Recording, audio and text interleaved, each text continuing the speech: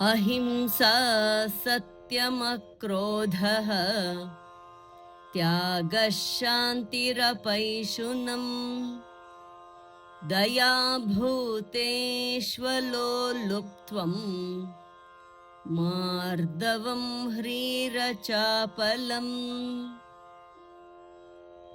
Non-violence, truth, freedom from anger, renunciation, serenity, absence of calumny, compassion towards all beings, non-covetousness, gentleness, modesty, absence of fickleness. ಅಹಿಂಸೆ ಸತ್ಯವನ್ನು ನುಡಿಯುವುದು, ಸಿಟ್ಟನ್ನು ತಡೆದುಕೊಳ್ಳುವುದು, ತ್ಯಾಗ ಅಂತಃಕರಣವನ್ನು ಶಾಂತವಾಗಿಟ್ಟುಕೊಳ್ಳುವುದು, ಚಾಡಿಯನ್ನು ಹೇಳದಿರುವುದು, ಪ್ರಾಣಿಗಳಲ್ಲಿ ದಯೆ, ವಿಷಯಗಳಲ್ಲಿ ಆಸಕ್ತಿ ಇಲ್ಲದೇ ಇರುವುದು, ಮೃದುವಾಗಿರುವುದು, ನಾಚಿಕೆ ಚಾಪಲ್ಯವಿಲ್ಲದಿರುವುದು. ಅಹಿಂಸಾ ಸತ್ಯಮಕ್ರೋಧಃ ಅಹಿಂಸಾ ಸತ್ಯಮಕ್ರೋಧಃ ಅಹಿಂಸಾ ಸತ್ಯಮಕ್ರೋಧಃ त्यागः शान्तिरपैशुनम् त्यागः शान्तिरपैशुनम् त्यागः शान्तिरपैशुनम् अहिंसा सत्यमक्रोधः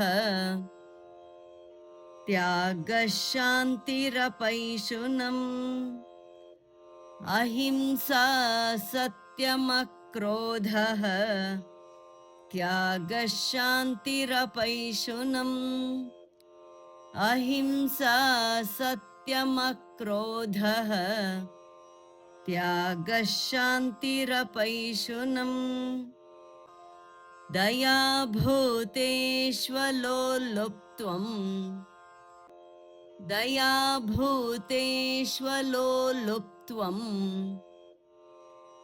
दया भूतेष्वलोलुप्त्वम् मार्दवं ह्रीरचापलम् मार्दवं ह्रीरचापलम् मार्दवं ह्रीरचापलम्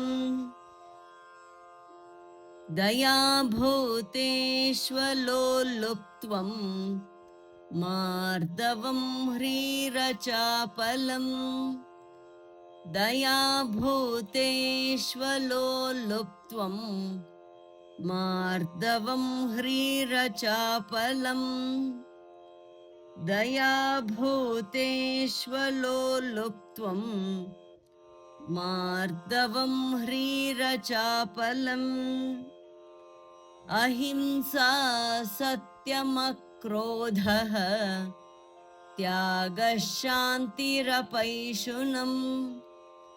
दया भूतेष्वलोलुप्त्वम् मार्दवं ह्रीरचापलम्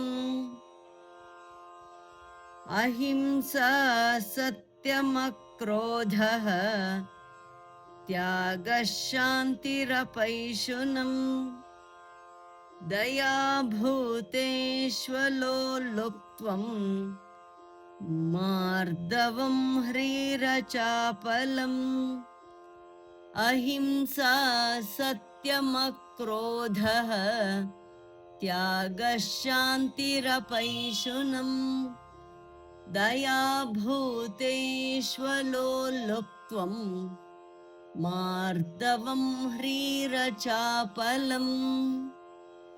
ಧನ್ಯವಾದ, ನಮಸ್ಕಾರ, ಶುಭವಾಗಲಿ. ದಯವಿಟ್ಟು ತಪ್ಪದೇ ಲೈಕ್ ಮಾಡಿ, ಶೇರ್ ಮಾಡಿ, ಸಬ್ಸ್ಕ್ರೈಬ್ ಮಾಡಿ. ಮತ್ತೊಮ್ಮೆ ಪುನಃ ಧನ್ಯವಾದಗಳು. ನಮಸ್ಕಾರ.